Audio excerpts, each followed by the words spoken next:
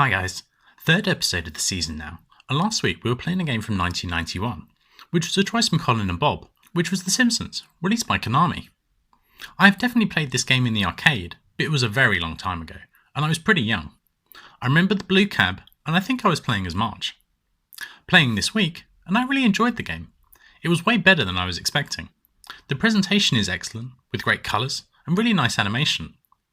Watching some speedruns, I realised that there are various hidden items in pretty much every level, whether that is health or melee weapons. We were playing the Japanese ROM, which enhances the abilities of the weapons, meaning that you can attack whilst jumping, and the slingshot is more powerful. Of the weapons available, the broom is probably the best.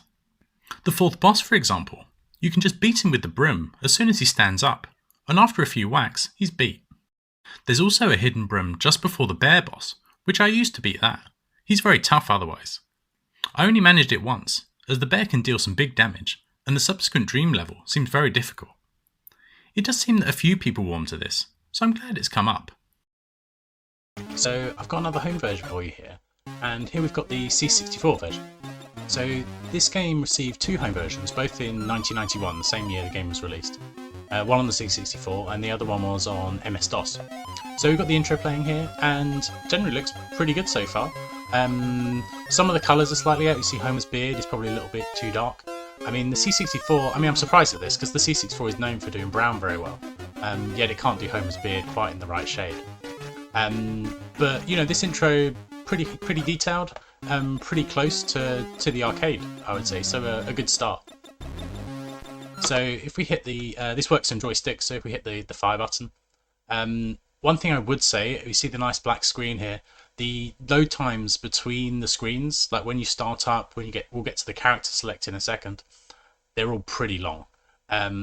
The subsequent load screens I will cut out, but you can just see that we're sitting here. You know, we've seen that really nice intro, building anticipation for what, you know, could be a good game. Okay, here we go. So here's the character screen. So we've got Marge, who just about looks like Marge.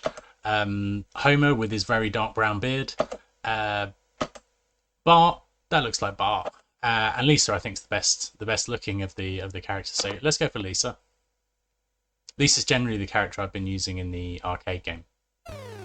So yeah, fairly short load there. We go to the intro. Again, pretty close to the arcade. You know, the story's playing out here. Smithers leaving the jewelers, Maggie catching the diamond, Smithers taking her. So I cut the loading there. Here's the sort of TV screen intro as you got in the arcade. And again, there was a fairly long pause before we got to the game. So yeah, we had that really nice looking intro, and the game loads, and I don't know, it's I guess it kind of is the Simpsons arcade game, but it also kind of isn't the Simpsons arcade game.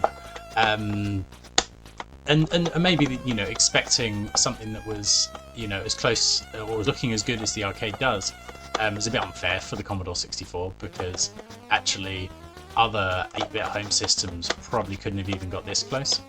In terms of the game, you know, it moves okay. You've only got one fire button, so you've got one press for attack, hold it down for jump, and the longer you hold the jump, the higher you jump.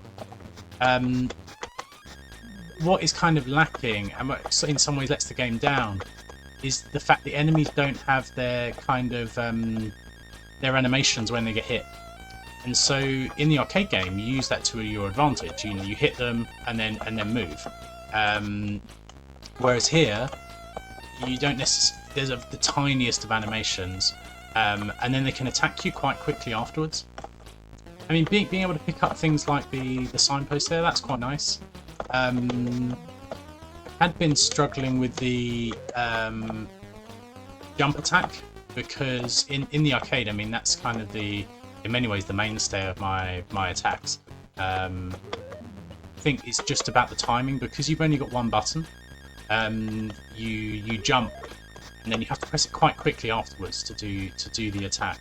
Initially, I thought the attack wasn't even there, because the timing was out. Yeah, so we see we've come along. In a second, we'll get to the fireman that attacked you from the fire station. and then we'll get to the boss, and then we'll stop there. But yeah, actually, the more I've played this, this may be the third time I've had a go on it. Third kind of separate occasion of playing games, and it has kind of grown on me. The first time I played it, I was kind of, I guess, from the arcade, I was a little disappointed, to be honest. But actually, there is an okay game in here. We see things like the apple falling at the tree, that's included. So they've managed to include quite a lot of the details from the arcade game. We obviously don't have quite the same animation of the enemy entering the level, but he does have some of his kind of attack animations and the kind of dropping of his shorts there, which is a nice touch, I think. So we'll see if we can kill this guy.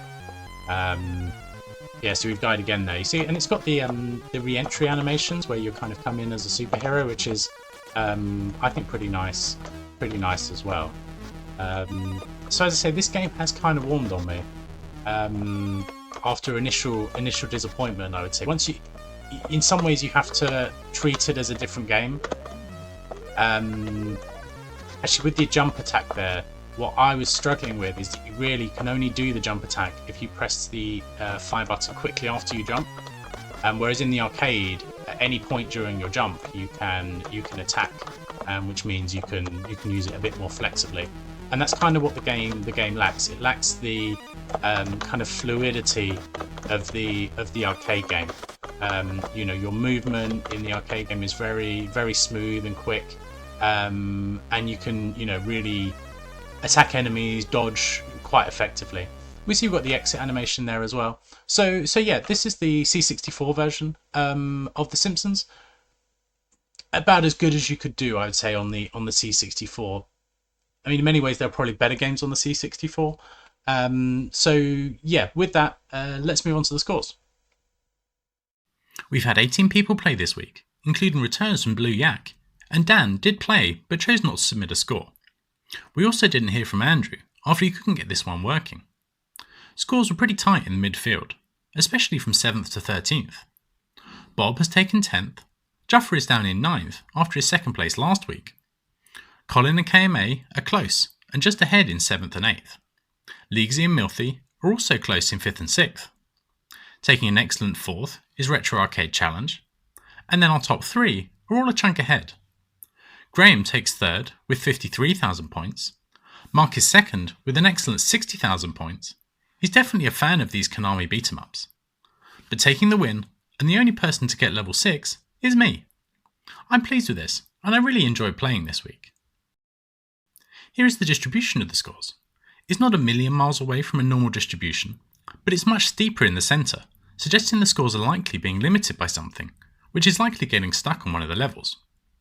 Our top 3, we can see, are separated from the pack, and our top 2 are in the same bin, showing there was little separating Mark and myself this week. And now the difficulty curve. Here we can clearly see the plateau at around 35,000 points, where many people got stuck. I think this might be the boss where there's 2 of them, where the small one jumps on the other guy's shoulders. There are gradual increases both before and after, showing this is one of the major bottlenecks. And finally the progress over the week. Mark set the early pace, before Graham took the lead. But on day 2, it was me that pushed things on significantly, before upping to my final score on day 3 that no one could match. Mark and Graham did improve again, and change places, but ultimately it was me taking the win, Mark in 2nd, and Graham in 3rd. After an initial flurry, we can see that most people were playing on Wednesday night, and then some more on Thursday, with another burst of activity at the weekend.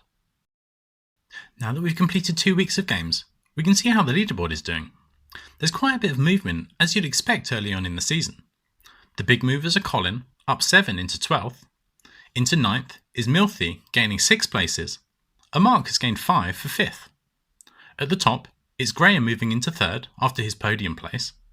Andrew has dropped to 2nd after not taking part this week.